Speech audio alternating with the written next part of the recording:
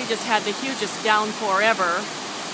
Once the rain stopped, we had to come to the waterfall to see what was going on, and it is running muddy, and it is running hard. We had over 4 inches of rain in the past hour or so.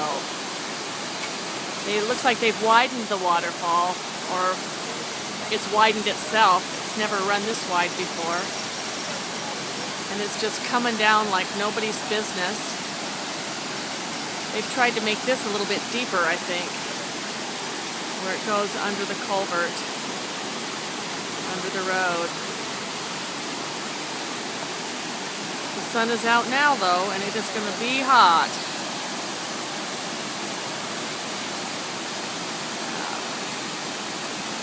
Way to the top there. Just another view from the top of Buck Mountain, North Carolina.